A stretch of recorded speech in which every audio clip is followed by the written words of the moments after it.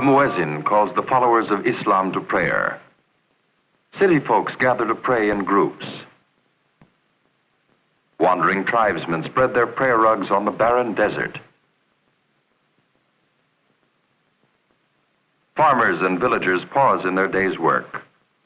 All turn toward Mecca, the holy city, to give voice to their faith in God. Here once flourished the great cities of the ancient world, for the Middle East is the birthplace of our civilization. Here the ancient Egyptians built structures never equaled by modern man. Here is holy Jerusalem, center of three of the world's great religions, Judaism, Christianity, and Islam. The Dome of the Rock is revered by all three faiths, for here King Solomon built his temple. Here, Jesus told his parables, and here, Muhammad is said to have ascended into heaven. Great architects of the Middle East, poets and scholars, have added rich threads to the fabric of our culture. But today, the Middle East is largely a barren land, which nature seems to have forsaken. There is great heat and bitter cold, few resources and little water, where food must be coaxed from the earth by man's ingenuity.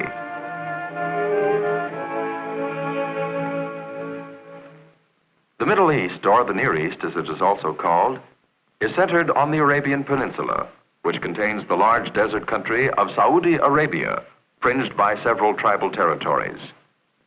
To the north, bordering the Soviet Union, are Afghanistan, Iran, which was formerly Persia, and Turkey, most European of these countries. Between them lies the smaller lands of Iraq, Syria, and Jordan. Tiny Lebanon, with a Christian majority, and Jewish Israel are the only non-Muslim states in the Middle East. On the other side of the Red Sea is Egypt, with a narrow neck of land which contains the Suez Canal, of utmost importance in world shipping. Indeed, the Middle East lies at a world crossroads. It provides a land route between the three continents of Europe, Africa, and Asia, a water route through the Suez Canal, and a terminal for airlines bound east and west.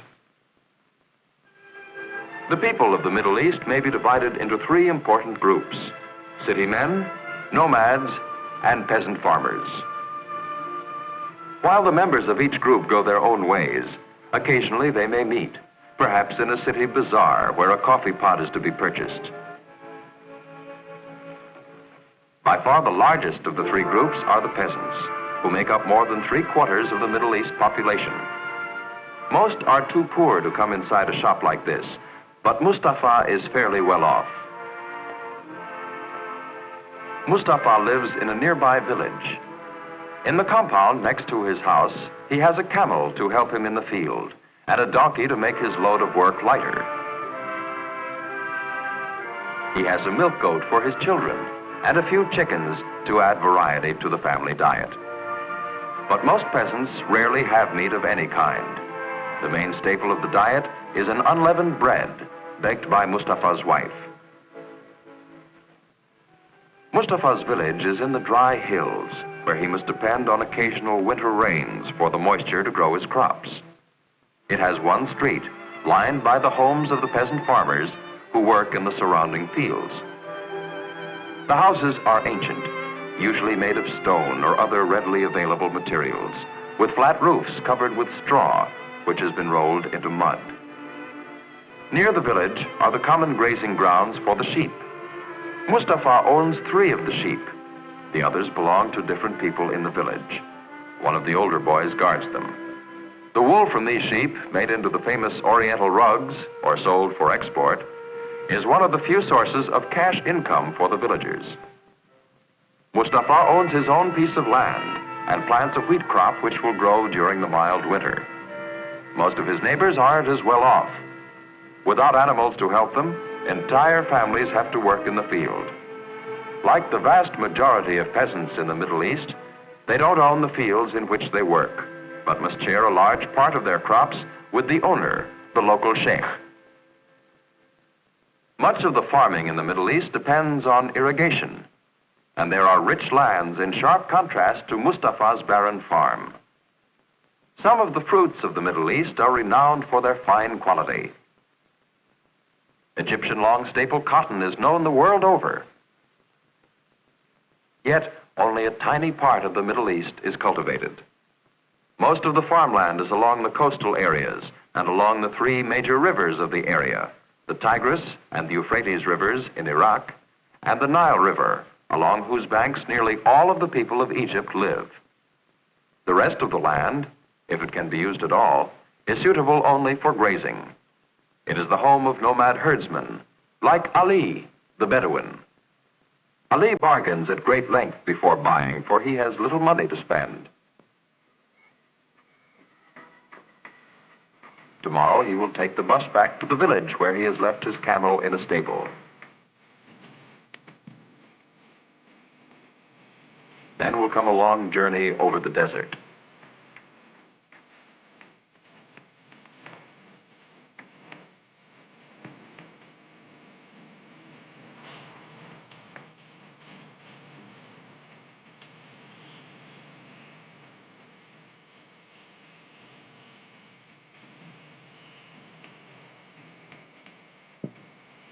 Perhaps Ali's son will be waiting to greet him and to tell him what has happened during the few days he has been away. Ali will want to hear about his herds, for his very home is made from hides and cloth woven from wool.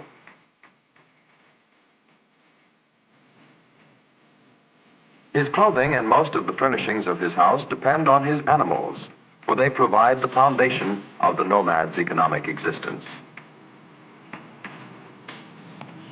Animals not only provide the nomad with clothing, cloth, milk, and occasionally meat, but also give him a few products to sell for barter or for cash.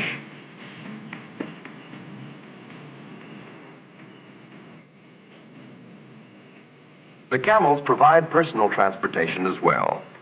They may be hired to carry goods in caravans across the desert, although this is fast being replaced by modern vehicles. Ali's tribe is only waiting for his return to be off to another waterhole in the territory. That is by custom recognized as belonging to this tribe. For water is precious on the desert. Ownership of land is meaningless without ownership of wells or springs. The Bedouin is constantly driven from place to place by the need to find grazing for his herds.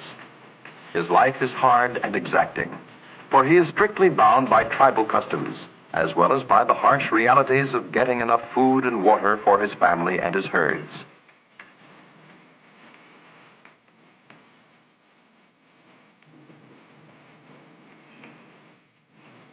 Occasionally, Ali gets money as a guide for caravans or tourists, for he is an expert tracker and can read the face of the desert as easily as we can read a road map.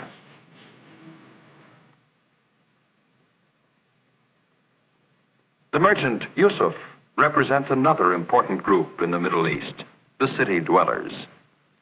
These people are members of a growing middle class. Until recent times, the people of the Middle East were either extremely wealthy and owned magnificent palaces, or were so poor that getting enough to eat was the major problem of the day's work. While growing in importance, these new middle-class people make up only a tiny portion of the inhabitants of the Middle East. Many are influenced by European ideas and have partially adopted European clothing, housing, furnishings, and other Western ways. Education has been more readily available to them, and they have become conscious of the importance of the Middle East in the world and are aware that attention must be given to world affairs.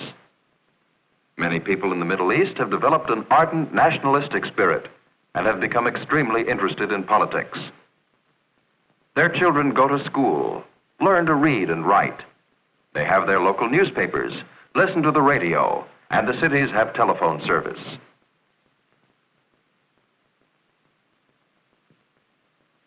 A recent development of major importance has been the discovery of vast oil deposits in many parts of the Middle East.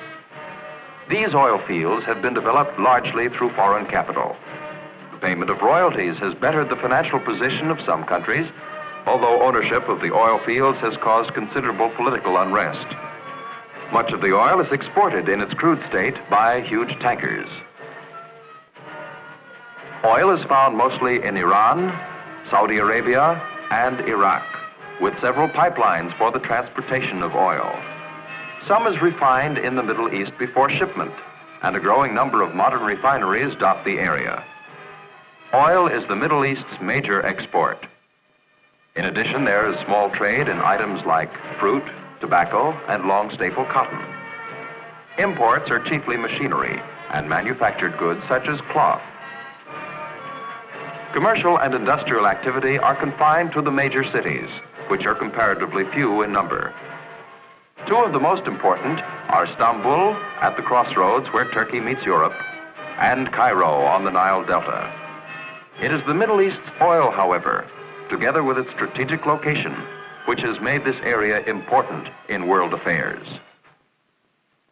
Its new position in world affairs is slowly bringing changes to the Middle East. There's a new spirit among the university students where women work and study on an equal basis with men in a sharp break with ancient tradition. Government health centers have been set up in some of the cities. Here and there, new schools have appeared for the children, financed by oil royalties. The use of farm machinery, meager as it is a symbol of the changing times. Old irrigation projects, thousands of years the same, are being supplemented by new and more efficient ones.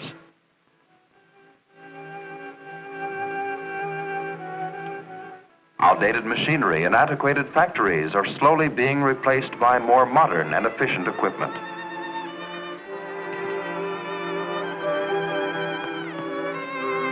Modern communication is quickening the spread of new ideas. Old means of transportation are giving way to newer and better ones. The caravan is dying out in favor of the bus, the truck, and the airplane. Some of the world's most modern airports are located in the Middle East. But while its face is changing, at heart the Middle East remains the same.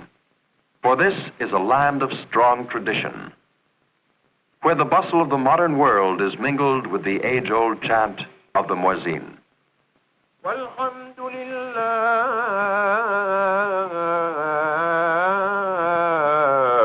Rabbil